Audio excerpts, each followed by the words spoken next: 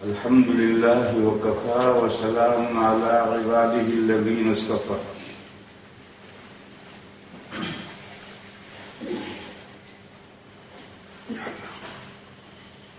أعوذ بالله من الشيطان الرجيم. فإذا فرغت فانصب وإلى ربك فارغب. کھل کر بیٹھو یہ تو کر لو. اب لوگوں کے پیروں میں طاقت کم ہو گئی، خاص طور پر جو چیئر پر بیٹھنے والے ہوتے ہیں ان کی ریل سے بیٹھنا بڑا مشکل ہوتا ہے. اس لیے بے تکلف کھل کر بیٹھو، تکلف کرنے کی ضرورت نہیں ہے.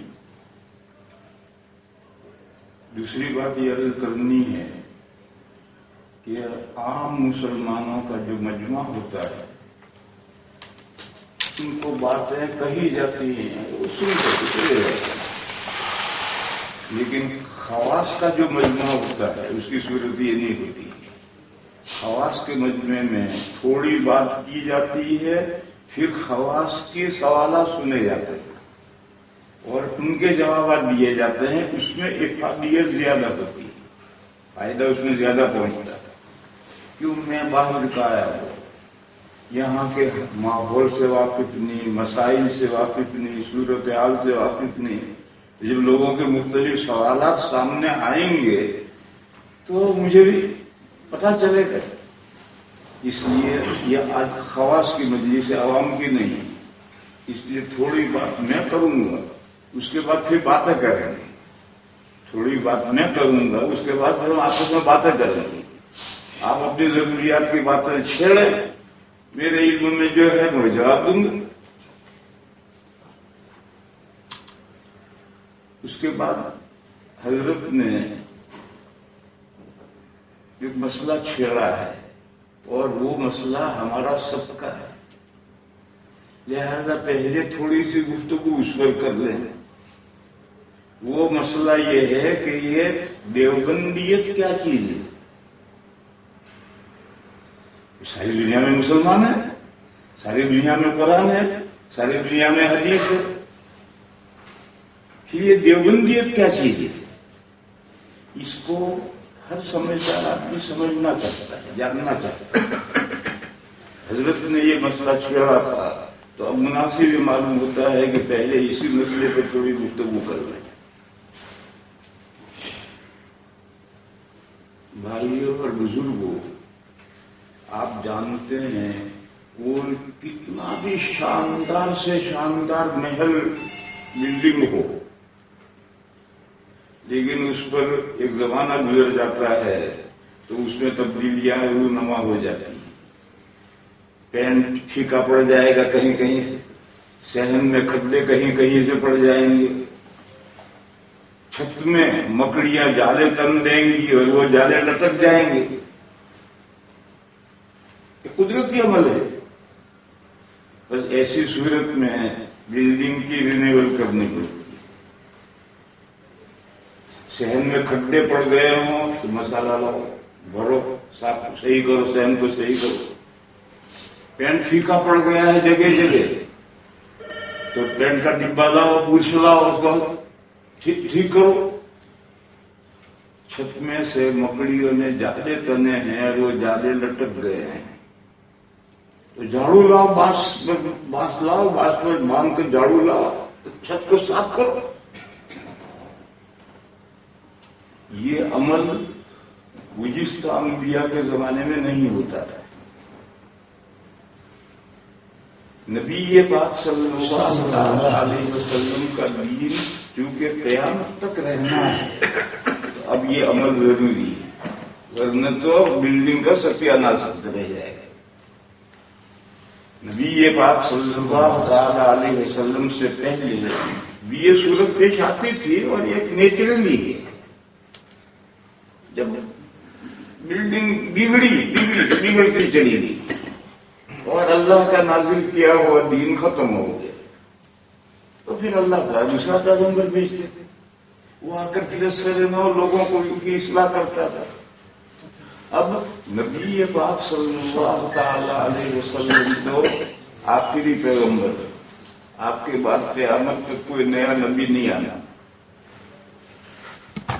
اور اس کی دلیل یہ ہے کہ دین اسلام کا مدار جن دو چیزوں پر ہے ان کی حفاظت کی ذمہ داری اللہ نے لے لی، اور جب قرآن حرف محفوظ ہے قیامت تک تو نئے نبی کیا کرے گا؟ نیا نبی آ کر کیا کرے گا؟ ہاں قرآن بگڑ جائے نہ رہے تو نئے نبی کی ضرورت ہے، لیکن جب اللہ نے گارنٹی لی ہے اور جس کو اللہ رکھے اسے کون چکھے، اور قیامت تک یہ ہمارا اعتقاد ہے، 14 صدیاں تو گزر گئی، ایک حرف کو ادھر سے ادھر نہیں کر سکا، اور ہمارا ایمان ہے کہ قیامت کی صبح تک قرآن کا ایک حرف ادھر سے ادھر نہیں ہو سکتا، اور قرآن متن ہے، متن انگریزی میں کہتے ہیں ٹیکسٹ، اور حدیثیں اس کی شرح ہیں، تو اگر حدیثوں میں کوئی کچھ گڑبڑ کرے گا تو متن سامنے رکھ کر وہ گڑبڑ ٹھیک کر لی جائے گی، متن میں گڑبڑ ہو جائے اس کو حل کرنے کی کوئی ضرورت نہیں، لیکن متن محفوظ ہو اور شرح میں تھوڑی بہت گڑبڑ ہو جائے تو اس کو ٹھیک کیا جا سکتا ہے، چنانچہ حدیثوں میں گڑبڑ کرنے والوں نے کی مگر چلی نہیں۔ ہارون رشید کے زمانے کا قصہ ہے، ایک واضح حدیث گرفتار کر کے لایا گیا، اس کا وہ حدیث گھڑتا تھا، گھڑ کر کے امت میں چلاتا تھا، وہ مجرم پکڑ کے لایا گیا، ہارون رشید نے حکم دیا گردن اڑاؤ، یہ ثابت ہو گیا کہ مقدمہ چلا، اور جب یہ بات ثابت ہو گئی کہ حدیث گھڑتا ہے، گھڑ کے لوگوں میں چلاتا ہے، تو ہارون رشید نے حکم دیا اس کو قتل کرو، قتل کرنے لے کر چلے، تو اس نے کہا مجھے بادشاہ سے ایک بات کہنی ہے، واپس لائے، اس نے کہا آپ مجھے قتل تو کر رہے ہیں لیکن میں 1000 حدیثیں گھڑ کر لوگوں میں پھیلا چکا ہوں، تو آپ مجھے قتل کر دیں گے تو وہ کون بتلائے گا تو میری گھڑی ہوئی حدیثیں جو میں نے پھیلائی ہے؟ دیکھو کم وقت نئی بات گھڑی، اب وہ صحیح حدیثوں کو کہے گا میری گھڑی ہوئی، یہ بھی میری گھڑی ہوئی، یہ بھی میری گھڑی ہوئی، تو اس نے 1000 تو حدیثیں گھڑی تھی نہیں گھڑی تھی اللہ جانے، لیکن یہ نئی بات گھڑی کہ میں نے 1000 حدیثیں پھیلائی۔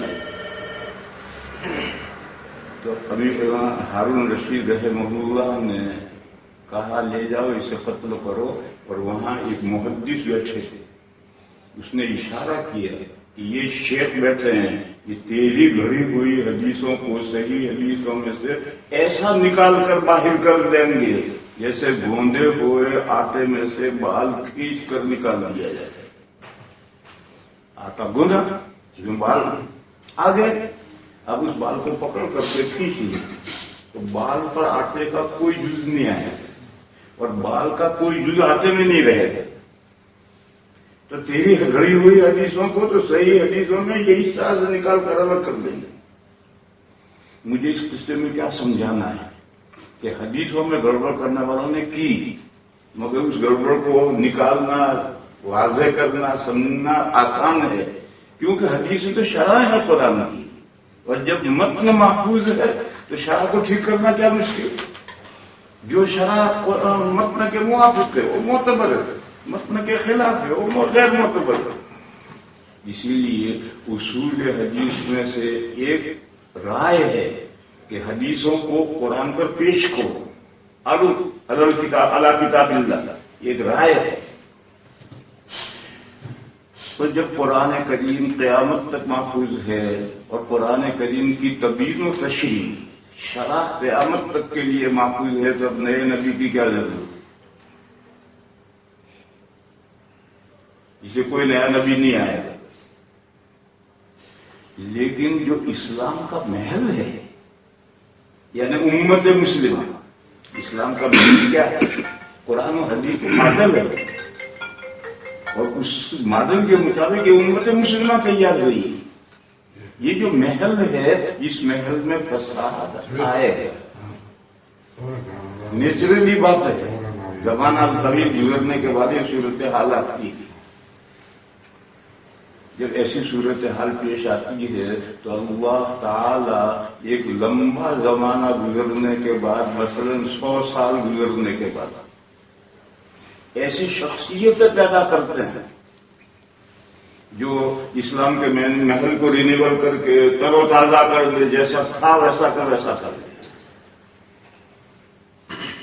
اسی کا نام ہے تجدید. اور ایک حدیث ہے، ان اللہ تعالی یبعث فی هذه الامہ علی رأس کل 100 سنہ من یجدد لها دینہا. اللہ 100 سال میں کوئی فگر نہیں ہے. ایک لمبا زمانہ گزرنے کے بعد 100 کے 150 بھی ہو سکتے ہیں، 200 بھی ہو سکتے ہیں، 50 بھی ہو سکتے ہیں. ایک لمبا زمانہ گزرنے کے بعد جب اسلام کا ماڈل یعنی امت مسلمہ میں بگاڑ آ جائے اور وہ قرآن کی کتاب دعوت کا نمونہ نہ رہیں، صورت احوال ان کے بگڑیں، تو اللہ تعالیٰ امت میں ایسی شخصیتیں پیدا کرتے ہیں جو شخصیتیں مسلمانوں پر، امت مسلمہ پر محنت کر کے ان کو ایکارڈنگ کر دیتی ہیں، قرآن حدیث کے ایکارڈنگ کر دیتی ہیں. اسی کا نام تجدید ہے. اسی کا نام ہے، ان شخصیتوں کا نام ہے مجدد. اور ایسے مجددین ہر زمانے میں اور ہر صدی میں اور ہر جگہ میں ہوتے آئے ہیں. کوئی ساری دنیا کے لیے، اب تو دنیا گلوبل ہو گئی، لیکن ایسا پہلے تھوڑی تھا. دہلی سے حیدرآباد 20 دن میں پہنچتے تھے. تو ساری دنیا کا کام تو ایک آدمی تو نہیں کر سکتا.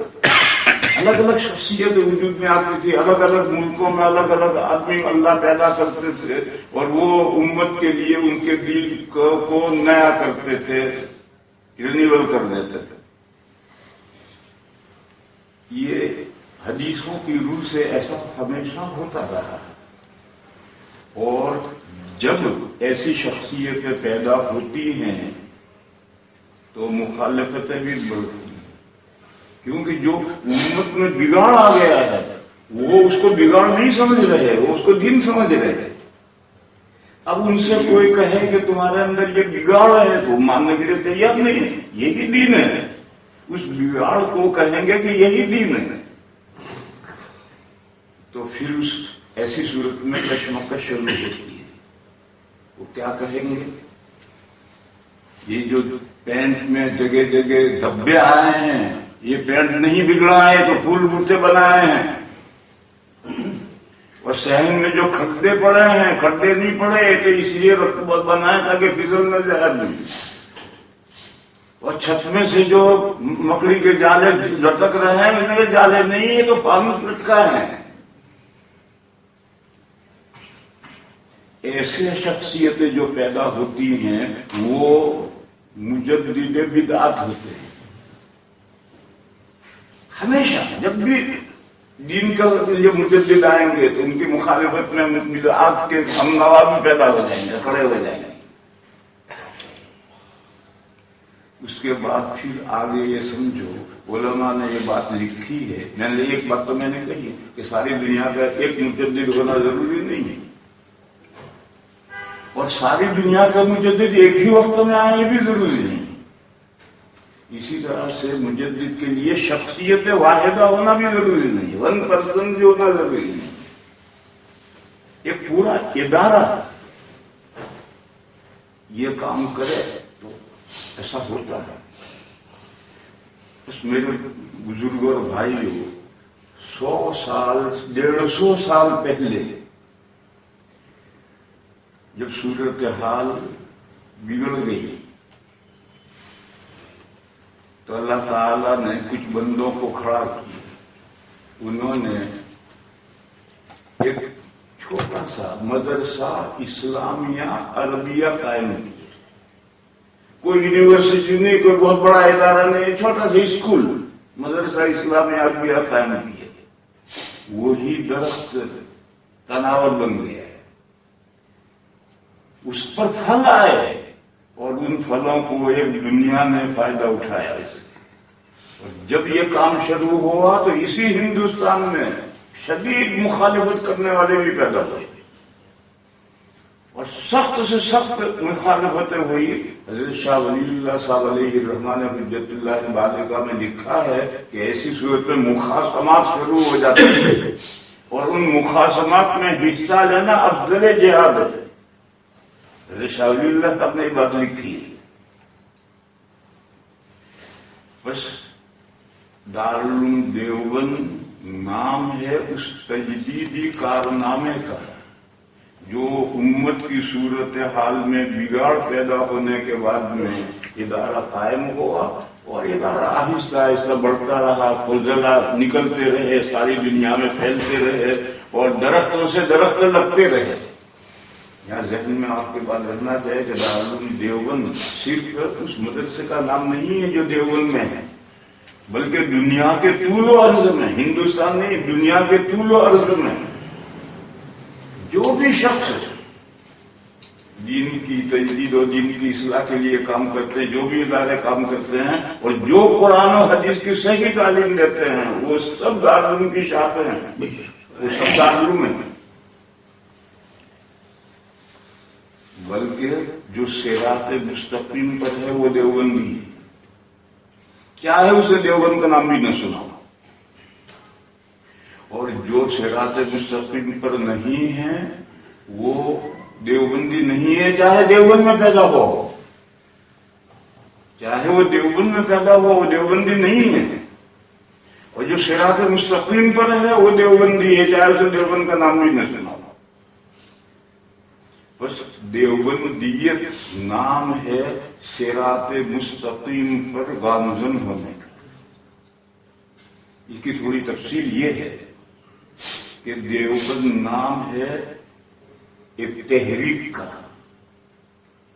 میرے ماموں تھے, انتقال ہو گیا ان کا, حضرت شاہ صاحب علامہ کشمیری قدس کی روح کے آخری دورے کے طالب علم تھے دورے میں, اور بہت جید عالم تھے اور مطالعہ زندگی پر مطالعہ ہی کرتے تھے. مولانا ولی محمد ان کا نام تھا. ایک مرتبہ انہوں نے مجھ سے سوال کیا. اس وقت میں دیوبند میں مدرس ہو چکا تھا. انہوں نے مجھ سے سوال کیا کہ دیوبند میں اور ازہر میں کیا فرق ہے. یہ وہ غریب سر, دیوبند میں اور ازہر میں کیا فرق ہے. اب ازہر 1150 سال کا ادارہ ہے جہاں 80,000 اسٹوڈنٹس ہیں, اور دیوبند بیچارہ 100 سال کا 125 سال کا ادارہ ہے, اور وہاں مشکل سے 4,000 ہے, وہ بھی تو 3,000 ہی عربی کے تو تعلیم ہے. اب ہاتھی اور مچھر میں فرق سمجھاؤ ماموں. انہوں نے کہا کہ دیوبند میں اور ازہر میں کیا فرق ہے. میں نے جواب دیا کہ ازہر ایک دانشگاہ ہے اور دیوبند ایک مشن ہے, تحریک. ازہر ایک دانشگاہ ہے, مسلمانوں کے بچوں کو تعلیم دی جاتی ہے, ان کی دنیا بنتی ہے, جیسے علی گڑھ ایک دانشگاہ ہے. اور دیوبند دانشگاہ نہیں ہے, وہ ایک مشن ہے, ایک تحریک ہے. آپ غور کریں, وہ 1150 سال سے ادارہ ہے, اور لاکھ کے قریب طلبا وہاں سے آپ پڑھتے ہیں. وہاں آپ دنیا کے کسی کونے میں چلے جاؤ, آپ کو کوئی ازہری عالم خدمت دین کرتا ہوا نہیں ملے گا. اسلامی کتب خانے میں گھس جاؤ تو 100 کتابوں کے بعد ایک کتاب ازہری عالم کی ملے گی. اور یہ چھوٹا سا ادارہ, تھوڑے سے طلبا, دنیا کے کسی خطے میں چلے جاؤ, آپ کو دیوبند یا دیوبند کے وابستہ اداروں سے پڑھے ہوئے ملیں گے. مسجدیں انہوں نے پکڑ رکھی ہوں گی, مکتب انہوں نے پکڑ رکھے ہوں گے, لوگوں کی اصلاح کا کام وہ کر رہے ہوں گے. اور اسلامی کتب خانے میں گھسو تو ہر 10ویں کتاب فضلہ دارالعلوم کی ملے گی. یہ ساری دنیا میں دارالعلوم کے فضلہ جو پھیل گئے, کیا جانے پھیل گئے, معلوم تو نہیں تھی. مال لینے کے لیے ان کے پاس ڈگری ہے، یہ کیسے مال لیں گے؟ آج کل مال تو ڈگری پر ملتا ہے، ان کے پاس تو کوئی ڈگری ہے ہی نہیں. پھر ساری دنیا میں کیا لانے کے لیے پھیل گئے ہیں؟ اللہ کے دین کو پھیلانے کے لیے پھیلے. جب کوئی مشن ہوتا ہے، تحریک ہوتی ہے، تو اس تحریک میں جو وابستہ ہوتے ہیں ان کا یہی حال ہوتا ہے، وہ گھر کو چین نہیں آتا ان کو. مثال لو، نبی پاک صلی اللہ علیہ وسلم کے بعد صحابہ کرام ساری دنیا میں پھیل گئے. اللہ نے اپنے حبیب صلی اللہ تعالی علیہ وسلم کو اس وقت کی معلوم دنیا کے سینٹر میں مبعوث کیا. جزیرۃ العرب اس وقت جو دنیا معلوم تھی، امریکہ تو تھا مگر معلوم نہیں تھی. امریکہ تھا، وہاں آبادی بھی تھی مگر وہ معلوم ہی نہیں تھی. اس کے علاوہ جو دنیا معلوم تھی اس کا سینٹر تھا. ایک آدمی جزیرۃ العرب سے چلے گا تو افریقہ کے آخری کنارے پر پہنچے گا، ایک ایشیا کے آخری کنارے پر پہنچے گا، ایک یورپ شمال میں یورپ کے آخری کنارے پر پہنچے گا. تینوں آدمی ایک وقت میں ہوتے. آپ کوئی دنیا کا نقشہ، امریکہ کو الگ کر کے دنیا کا نقشہ دیکھو، جزیرۃ العرب سینٹر میں. اب اگر آخری نبی ساؤتھ افریقہ میں آتے تو صحابہ ساری دنیا میں پہنچتے پہنچتے 200 سال لگتے. اور اگر چائنا میں آخری نبی آتا تو صحابہ کو ساری دنیا میں پہنچتے ہوئے 200 سال لگتے تھے. اور اگر ارض تسعین میں ایک ساؤتھ نارتھ میں ایک جگہ ہے جہاں 6 مہینے دن رہتا ہے، 6 مہینے رات رہتی، اس کو عربی میں ارض تسعین کہتے ہیں. تو اگر ارض تسعین میں نبی آخری زمان مبعوث کیے جاتے تو ساری دنیا میں صحابہ کو پہنچتے پہنچتے 200 سال لگتے. اس لیے اللہ جل شانہ و منوالہ نے اس وقت کی جو معلوم دنیا تھی، اس معلوم دنیا کے سینٹر میں نبی آخر الزمان کو مبعوث کیے. چنانچہ حضور کی آنکھ بند ہوئی. صحابہ چین سے گھر میں نہیں بیٹھے، وہ ادھر نکل گیا تو ادھر نکل گیا تو ادھر نکل گیا، اور 50 سال ہوتے ہوتے ساری دنیا میں حضور کا دین پہنچا دیا. یہ صحابہ کیا جانے گئے تھے؟ وہ ایک تحریک اور مشن میں جڑے ہوئے تھے. جو کسی تحریک اور مشن میں جڑتا ہے وہ گھر چین سے نہیں بیٹھتا. اس کا ایک جذبہ ہے، اس جذبے کو لے کر وہ ساری دنیا میں پہنچتا ہے جہاں تک پہنچ سکتا ہے. یہ مثال ہے. تحریک اور مشن کیا ہے، اور جو لوگ تحریک اور مشن میں شریک ہوتے ہیں وہ کیا کارنامے انجام دیتے ہیں. اس کی مثال میں نے دی، صحابہ کی مثال. اور جو جہاں گیا وہیں کا ہو گیا، لوٹ کر نہیں آیا واپس. بہت کم جو مجاہدین تھے وہ تو لوٹ کر آتے تھے، لیکن جو دعات تھے وہ لوٹ کر نہیں آتے تھے. ہندوستان میں آئے تو یہی شادیاں کر لی، یہیں اولاد ہوئی. افریقہ میں گئے تو وہی شادیاں کر لی، وہی اولاد ہوئی، لوٹ کر نہیں آئے. تو میں نے ماموں کو یہ سمجھایا کہ دارالعلوم دیوبند ایک تحریک ہے، ایک مشن ہے.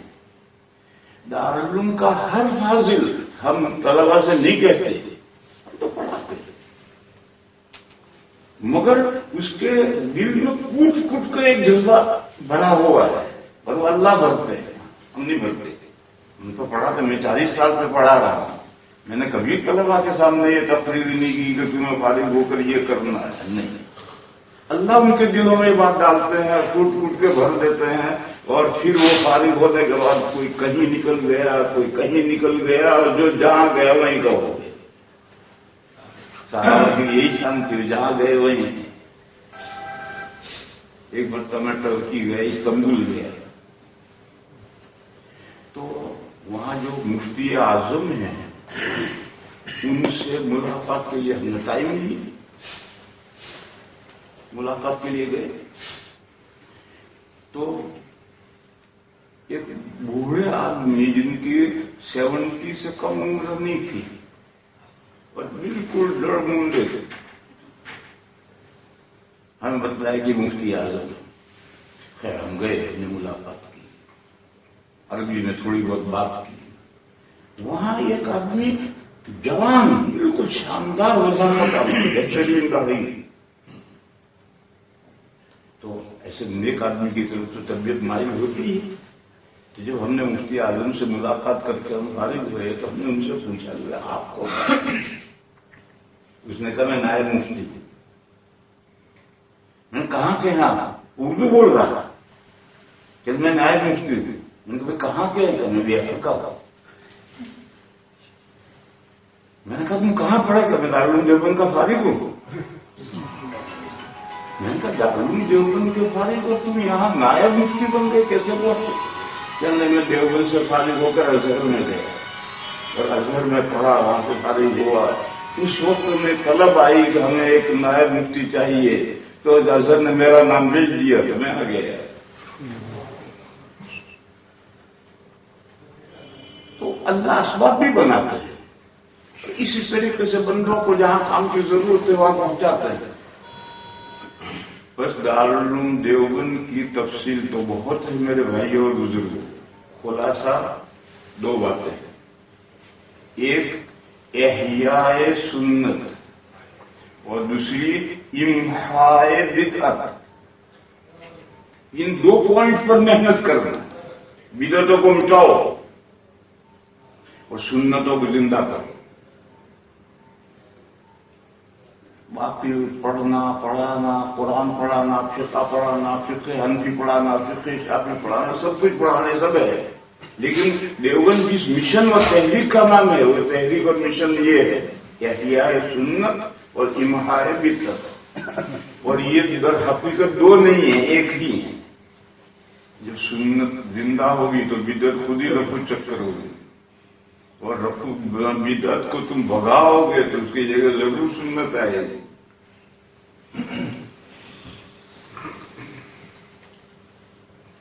کچھ لوگ ایسا خیال کرتے ہیں کہ دیوبند میں فقہ حنفی پڑھانے کے لیے دیوبند کا ادارہ ہے. قطعاً غلط. ہمارے یہاں ہر سال کم سے کم 200 شافعی طلبہ ہوتے ہیں کیرلا وغیرہ کا، اور کبھی کبھی مالکی بھی آ جاتے ہیں. یہ سوڈان میں ہے. سوڈان کے دو بہترین طالب علم ہمارے یہاں پڑھ کر گئے ہیں، احمد میرب اور عبد الکریم. وہ بہترین، وہ وہاں سے یمن میں آ کر پڑھا رہے ہیں. اور اسی جدے کا محمد غامدی نام کا ایک طالب علم حنبلی تھا، وہ ہمارے یہاں کر پڑھ کر گیا ہے. اور بھی نام مجھے یاد آئے. وہ بتا نہیں سکتا کہ 150 سال میں کوئی شافعی پڑھنے آیا ہو اور وہ شافعی حنفی بن گیا ہو، مالکی آیا اور حنفی بن گیا ہو، حنبلی آیا اور حنفی بن گیا ہو. کوئی مثال واقعہ نہیں. کیوں نہیں؟ یہ چاروں فقہا کے مذاہب برحق ہیں، تو پھر بدلنے کی کیا ضرورت ہے؟ تمہارا ہر ایک مذہب برحق، اپنے مذہب پر رہو. تو یہ لوگوں کے اندر ایک تصور ہے کہ فقہ حنفی پڑھانے کے لیے اور اس کی ترجیح کے لیے ادارہ ہے. ایسا نہیں ہے میرے بھائی. اہل حق رہو.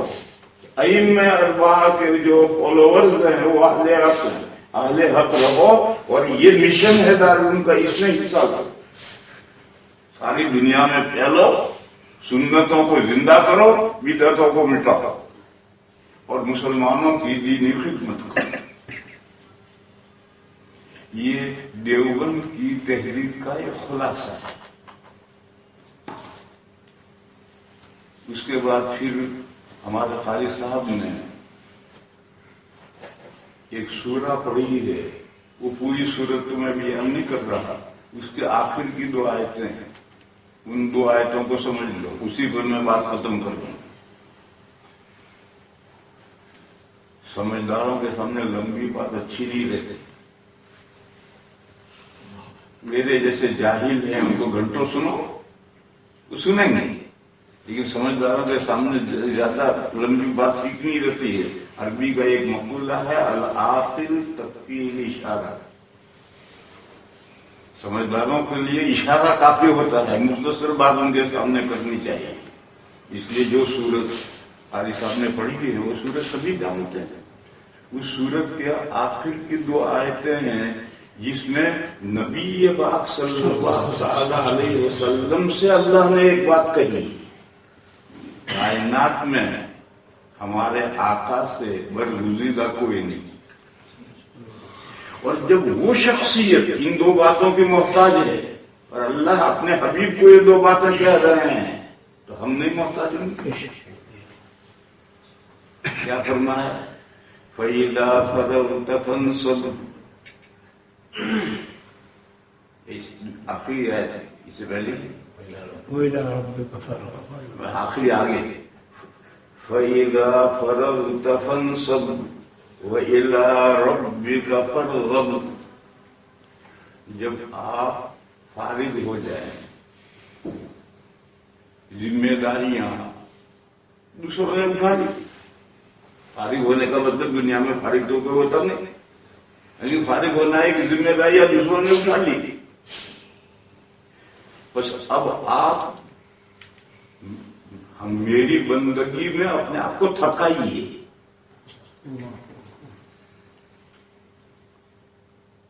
دیکھو میرے بھائی، یہاں تقریباً سبھی وہ ہیں، یہ مولانا صاحب کے علاوہ یہ جوان ہیں، یہ بھی جوان سے نظر آ رہے ہیں، بال تو سفید ہونے لگے ہیں.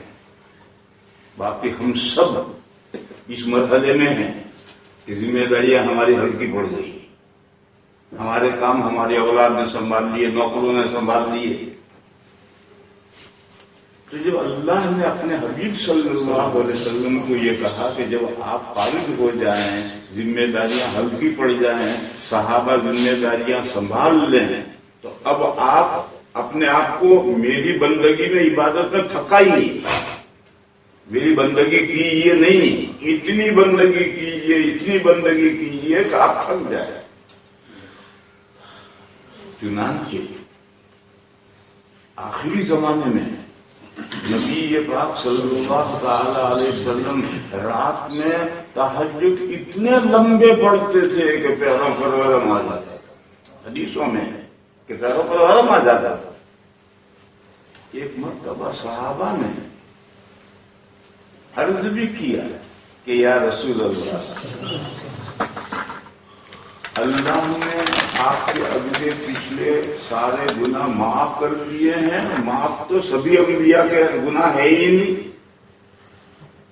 مگر ان اگلے پچھلے گناہ کی معافی کا قرآن نے اعلان بھی کر دیا ہے. اعلان کسی نبی کے لیے نہیں کیا گیا.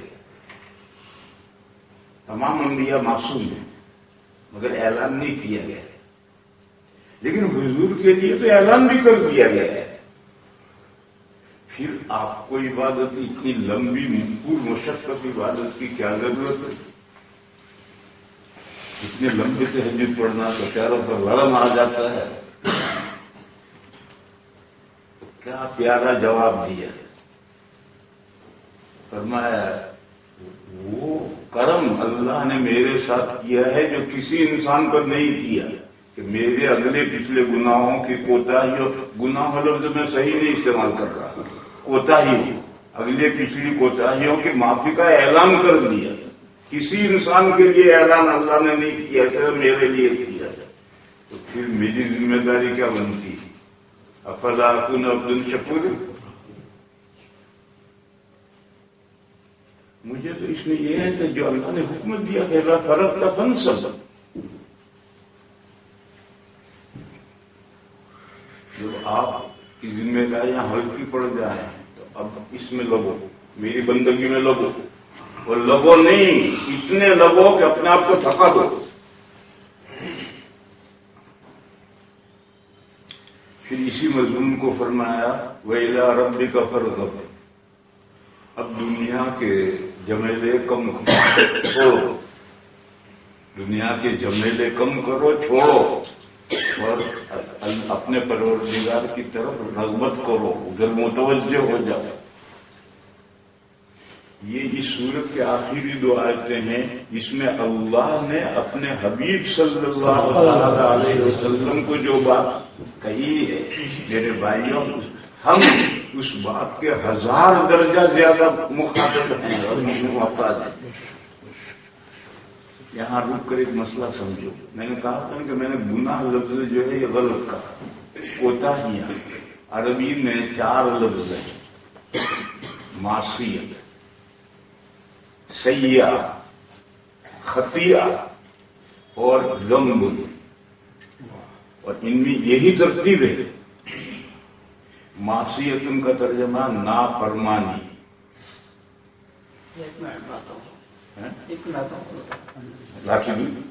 بے تکلف لے جائے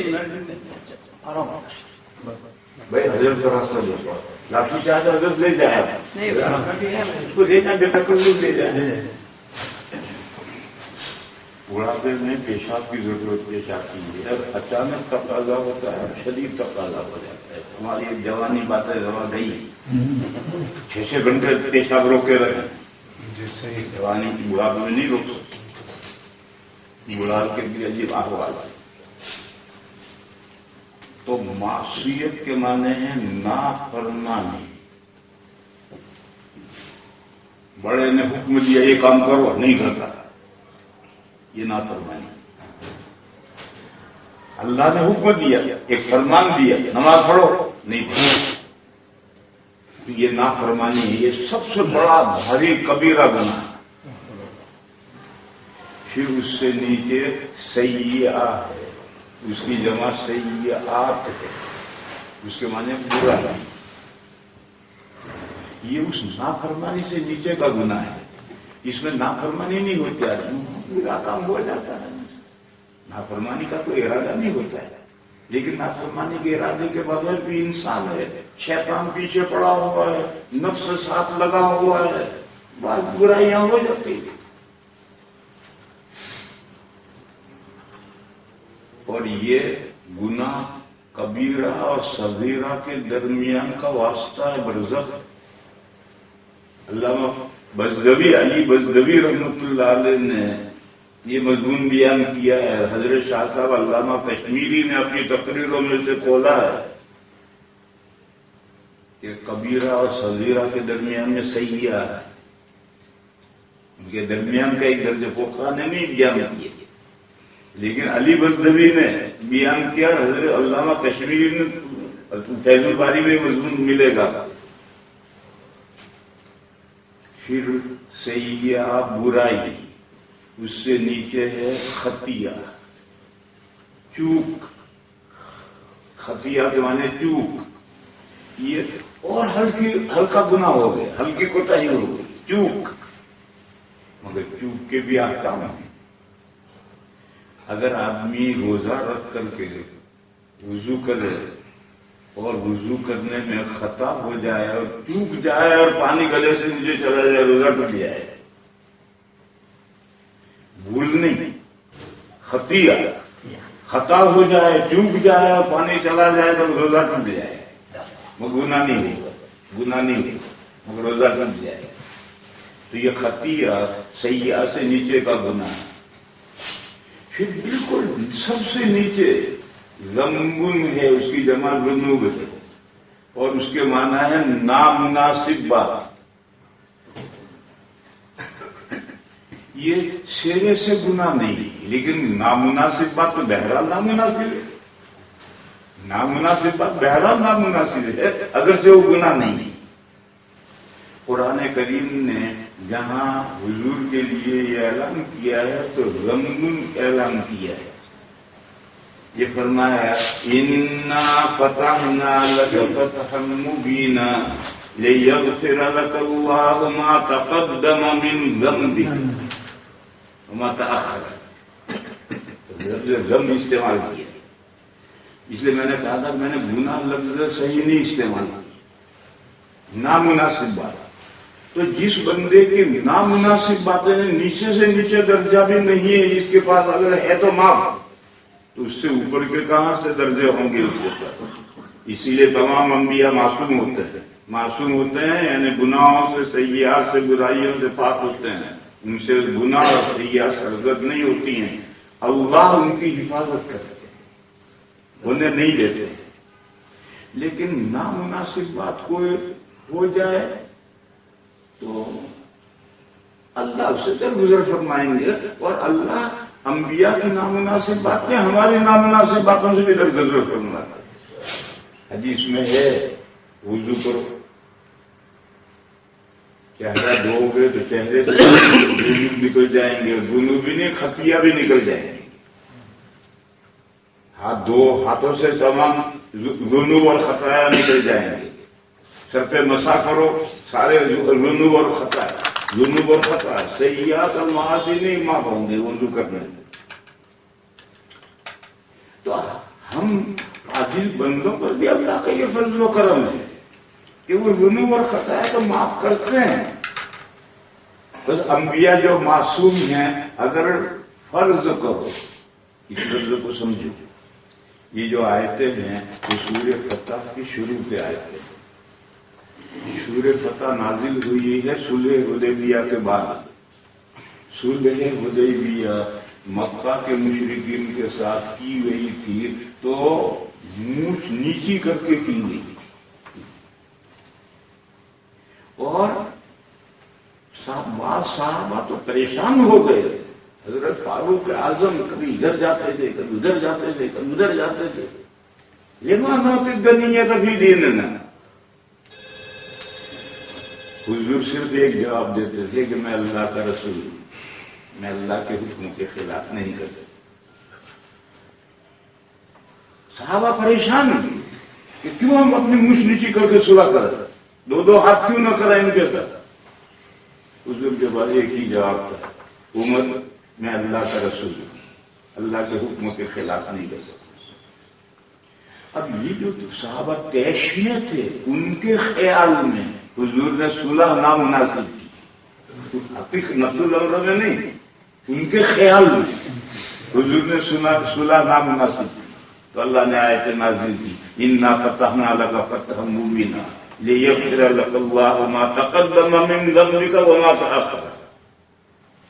کہا یہ صلح جو ہوئی ہے مونچھ نیچی نہیں ہوئی، تمہارا سر اونچا ہو گیا، ہم نے فتح مبین تمہیں عطا کی، مونچھ نیچی نہیں ہوگی۔ یہ ان صحابہ کو سنایا جا رہا ہے کہ صلح حدیبیہ میں مونچھ نیچی نہیں ہوئی، سر اونچا ہوا تمہارا، اور تمہارے خیال میں اگر حضور نے نامناسب صلح کی ہے تو سنو، اعلان سنو، ہم نے اپنے نبی کی اگلی پچھلی سب نامناسب باتیں معاف کر دی۔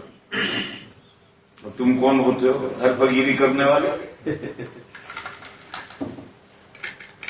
نہیں، لیکن یہ ہر فقیری کرنے والوں کے لاشعور شعور میں بھی نہیں، لاشعور میں اگر یہ بات ہے تو اللہ نے اعلان کر دیا کہ ہم نے ان کے سب نامناسب باتیں سے معاف کر دیا۔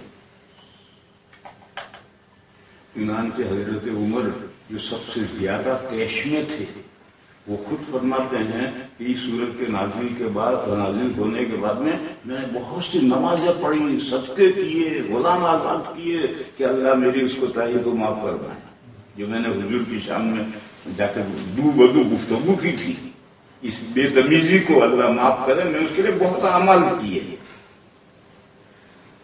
تو اس لیے میں میرے بھائیوں میں عرض یہ کر رہا تھا کہ انبیاء کہتے ہیں گناہ تو ہے ہی نہیں، وہ تو معصوم ہے، اور معصوم ہے تو گناہ کہاں سے ہوگا؟ اگر گناہ ہے تو معصوم کہاں ہوگا؟ گویا اللہ کی حفاظت کوئی کام نہیں ہے، اور گناہ کیا نبی نے، لا حول ولا قوت الا باللہ، یہ گناہ تو ہے ہی نہیں۔ آپ حضرات بہت سنجیدہ ہو گئے، اب علتی کو سن لو۔ چلو،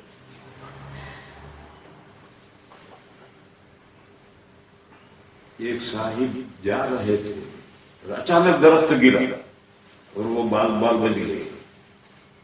ایک آواز آئی کہ میں وہ فرشتہ ہوں جس کو اللہ نے تمہاری حفاظت کے لیے مقرر کیا ہے، دیکھو میں نے تمہیں بچا لیا ورنہ تم مر جاتے۔ اللہ کا شکر و جالا تو ان کا اللہ تعالیٰ شکر ہے، الحمدللہ الحمدللہ الحمدللہ۔ خیر، زندگی آگے بڑھتی رہی، ایک دن پتھر پہاڑ کے پاس سے گزر رہے تھے اور ایک چٹان لڑک کر کے آئی اور وہ بال بال بچ گئے. تو پھر وہ آواز آئی کہ میں وہ فرشتہ ہوں جو تمہاری حفاظت کے لیے مقرر ہوا ہو. دیکھو میں نے تمہیں بچا لیا ورنہ تم دب جاتے. اللہ کا شکر بجا لاؤ. تو ان کا اللہ تیرا شکر، اللہ تیرا شکر، اللہ تیرا شکر. پھر زندگی آگے چلتی رہی. ایک دن چلتے چلتے جا رہے تھے، اچانک رکے تھے. آگے گہری کھائی تھی. ایک قدم آگے بڑھاتے تو اس میں گر گئے. بس اچانک رک گئے. پھر آواز آئی کہ میں وہ فرشتہ ہوں جو تمہاری حفاظت کے لیے مقرر ہوا ہوں. دیکھو تم نے گرنے سے بچا دیا. تو اس نے کہا بھیا فرشتے، تجھے اللہ نے میری حفاظت کے لیے مقرر کیا ہے، تھینک یو. لیکن مجھے یہ بتا جب میری شادی ہو رہی تھی اس وقت تو کہاں تھا؟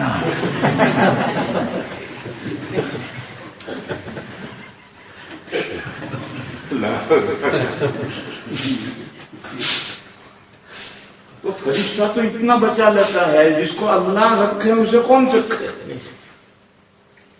اس لیے انبیاء کے گناہ کا تو کوئی سوال ہی نہیں. اور یہ جو ذنب ہے نامناسب بات، یہ بھی نفس الامر کے اعتبار سے نہیں ہے، صحابہ کے خیال کے اعتبار سے. تو اللہ جل شانہ و من والہ نے حضور کے لیے اعلان کیوں کیا؟ ایک تقریب پیدا ہوئی تو اعلان. دوسرے انبیاء کے لیے ایسی کوئی تقریب پیدا نہیں ہوئی تو اعلان بھی نہیں کی. باقی ہمارا اہل سنہ والجماعہ کا عقیدہ ہے کہ تمام انبیاء معصوم ہیں. پھر ان کے لیے اعلان کیوں نہیں ہوا؟ حضور کے لیے اعلان کیوں ہوا؟ حضور کے لیے اعلان کی تقریب پیدا ہوئی تھی صلح حدیبیہ میں لوگوں کے خیال کے اعتبار سے، تو اعلان ہوا. دوسروں کے لیے اعلان نہیں ہوا. پھر اگر کسی کے خیال میں یہ بات آئے کہ اللہ نے اپنے حبیب کو زندگی کے آخر میں یہ حکم دیا ہے کہ جب آپ دیکھیں کہ اشاعت اسلام خوب ہو رہی ہے، لوگ جوک جوک اسلام میں داخل ہو رہے ہیں، فسبح بحمد ربک واستغفرہ، آپ اپنے پروردگار کی پاکی بیان کیجیے اور دعا کیجیے کہ اللہ آپ کو اپنی رحمت میں ڈھانک دے. اس کا ترجمہ عام طور سے لوگ غلط کرتے ہیں. اللہ سے استغفار کیجیے، گناہ بخشوائیے.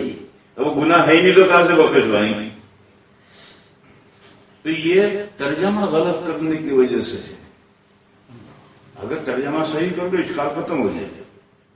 جیسے نبی پاک صلی اللہ تعالی علیہ وسلم کی شان میں فرمایا وَوَجَدَكَ ضَالًّا فَهَدَىٰ.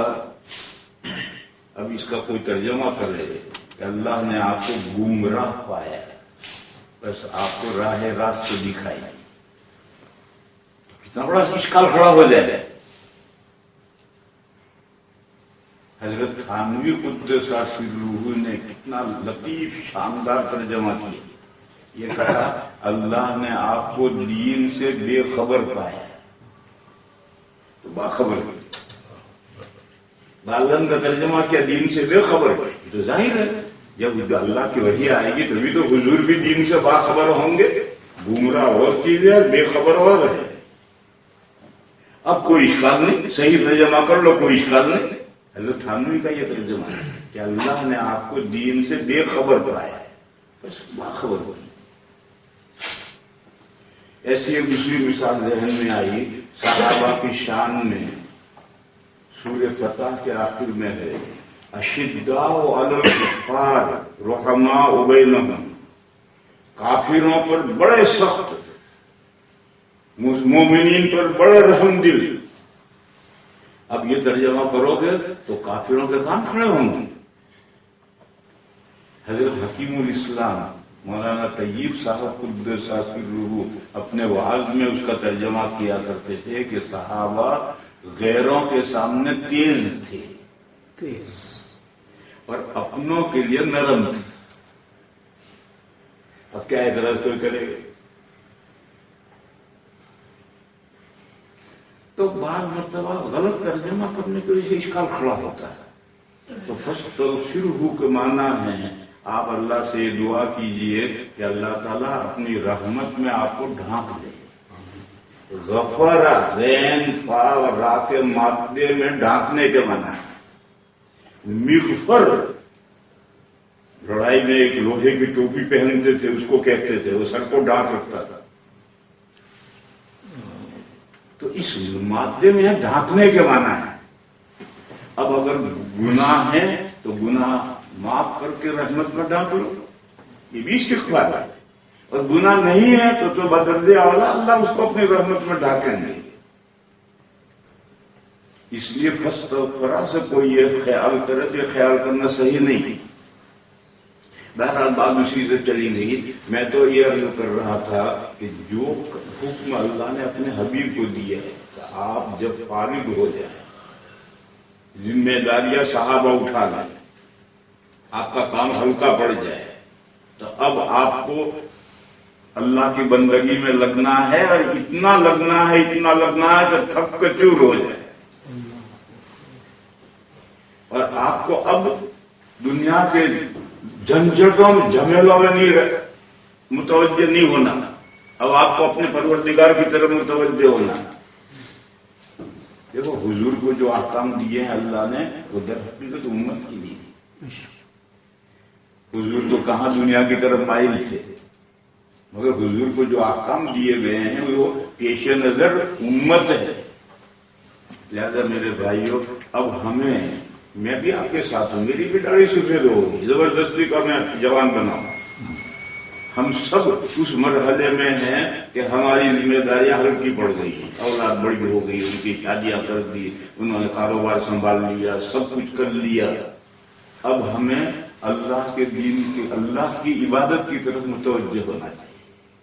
اور برائے نام نہیں، برائے نام عبادت نہیں، اتنی عبادت کرنی چاہیے کہ ہم تھک کر چور ہو جائے. اور توجہ دنیا سے اب ہماری ہٹ جانی چاہیے. موت کا فرشتہ کب آ کر کھڑا ہو جائے گا چلیے پتہ نہیں. بس اس سے پہلے ہم اپنے آپ کو کیوں نہ سنبھال لیں. قرآن کریم میں ایک جگہ پر ہے، یا ایھا الذین آمنوا اتقوا اللہ حق تقاتہ ولا تموتن الا وانتم مسلمون. اللہ سے ڈرو جیسا اللہ سے ڈرنے کا حق ہے. جیسا اللہ سے ڈرنے کا حق یعنی ہر آدمی ڈرتا ہے اللہ سے. ہر آدمی یعنی مومن.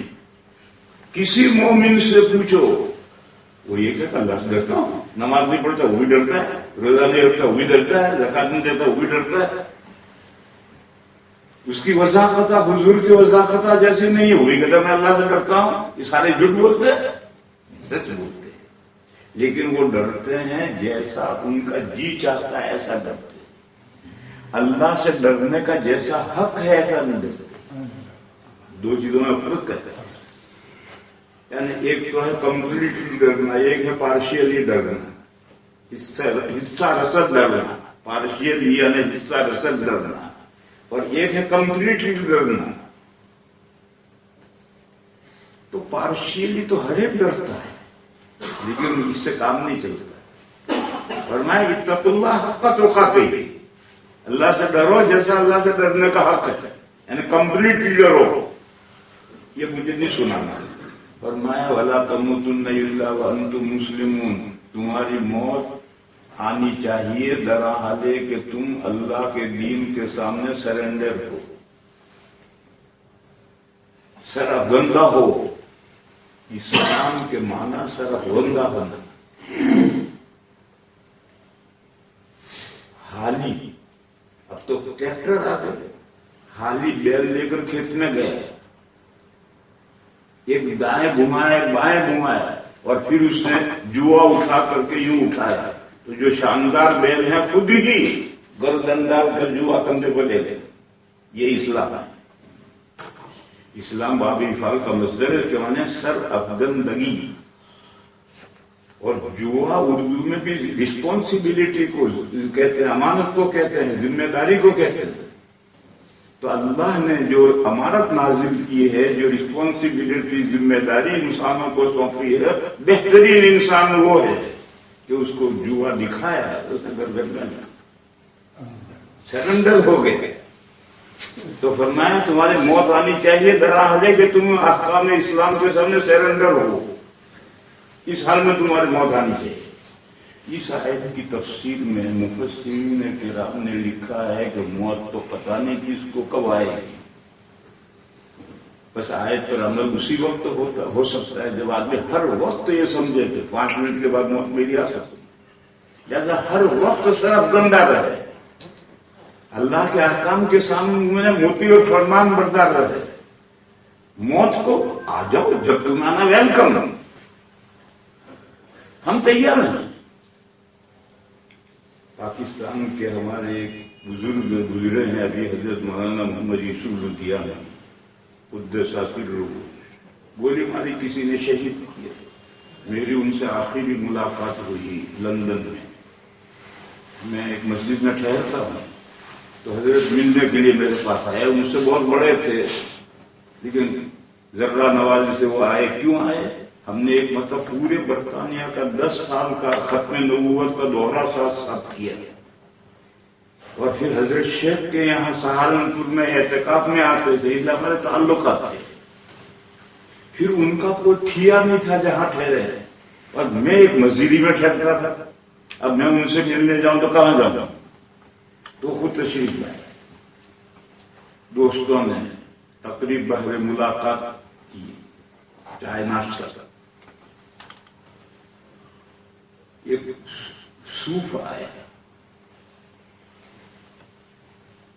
سوپ تو 2 چمچے انہوں نے اس میں سے پیا، اور بقیہ دستہ کھانے لوگوں نے صاف کر دیا. انہوں نے صرف 2 چمچے سوپ کے لیے. پھر دسترخوان اٹھ گیا، سب لوگ چلے گئے، کمرے میں ہم دونوں رہ گئے. تو انہوں نے جو آخری جملہ مجھ سے کہا ہے وہ یہ کہا ہے، مولوی صاحب سامان باندھ کر تیار بیٹھا ہوں، جب بلاوا آ جائے. بس یہ آخری جملہ ہے. پھر وہ پاکستان گئے، میں انڈیا آیا، 1 مہینے کے بعد خبر آئی کہ گولی ماری گئی. تو یہ جملہ تھا، سامان باندھ کر تیار بیٹھا ہوں، جب بلاوا آ جائے. یہ تصور ہر مومن کا ہونا چاہیے. وَلَا تَمُوتُنَّ إِلَّا وَأَنْتُمْ مُسْلِمُونَ کا یہ مطلب ہے. وہ تو کسی بھی وقت آ سکتی. آ جاؤ، ہم تیار ہیں، تیار بیٹھے ہیں. لہذا میرے بھائیوں، اب ہم زندگی کے اس مرحلے میں پہنچ گئے ہیں کہ ذمہ داریوں سے بہت کچھ فارغ ہو گئے ہیں. لہذا اب اللہ کی عبادت کی بندگی کی طرف توجہ کرنی چاہیے، اور دنیا سے توجہ ہٹا کر کے اللہ کی طرف رغبت کرنی چاہیے. ہے مشکل کام. حدیث شریف میں ہے جب آدمی بڈھا ہوتا ہے تو 2 چیزیں جوان ہوتی ہیں. حدیث ہے جب آدمی بوڑھا ہو جاتا ہے تو اس میں 2 چیزیں جوان ہو جاتی ہیں. ایک مال کی محبت، ایک زیادہ جینے کی محبت. جینے کی تو ہر ایک کی خواہش ہے، لیکن بوڑھے میں یہ خواہش بڑھ جاتی ہے. مال کی ہر ایک کو ضرورت ہے، مگر بوڑھے میں یہ خواہش بڑھ جاتی ہے. درحال ہے کہ اب وہ مال کا محتاج نہیں رہا. بچوں کی شادیاں کر دی، ان کے گھر بسا دیے، کاروبار کروا دیے، سب کچھ ہو گیا، مگر مال کی محبت کم نہیں ہوتی، وہ بڑھ جاتی ہے. اور اسی طرح سے آنکھوں نے جواب دے دیا، نظر نہیں آ رہا کچھ، دانت رہے ہی نہیں، کان سنتے نہیں، ٹانگوں میں طاقت نہیں، ہاتھ سے پکڑنے کی طاقت نہیں. چچا مرنا ہے؟ نہیں بیٹا، مرنے کے لیے تیار نہیں چچا. اللہ تو سارے اعضاء جواب دے چکے ہیں، فریش ہیں، چارپائی کے نظر ہیں، اور پوچھو چچا مرنا ہے تو کبھی تیار نہیں ہو. کیوں؟ اس بڑھاپے میں اللہ کے رسول نے فرمایا ہے کہ زیادہ جینے کی خواہش اور آرزو جوان ہو جاتی ہے، اور مال کی آرزو بھی، محبت بھی جوان ہو جاتی ہے. بس ایسی صورت میں ذرا محنت کرنی پڑے گی. اللہ سب سے پہلے تو مجھے توفیق عطا فرمائے، پھر آپ تمام دوستوں کو توفیق عطا فرمائے کہ اب ہم اپنی آخری زندگیوں کو جیسی اس سے پہلے کی زندگیاں جیسی گزری لیکن صبح کا بھولا شام کو گھر لوٹ آئے، دنیا اسے بھولا نہیں کہتی. صبح کا بھولا راستہ بھول گیا، لیکن شام تک میں راستہ مل گیا اور گھر لوٹ آیا تو دنیا اسے بھولا نہیں کہتی. بس اگر ہم آخری زندگی کو سنوار لیں تو جو کوتاہیاں گزشتہ زندگی میں ہوئے اس کی تلافی ہو جائے. یہ ایک چھوٹی سی نصیحت تھی جو سب سے پہلے میں اپنے نفس کو کر رہا ہوں، پھر آپ دوستوں کو کر رہا ہوں. آخر دعوانا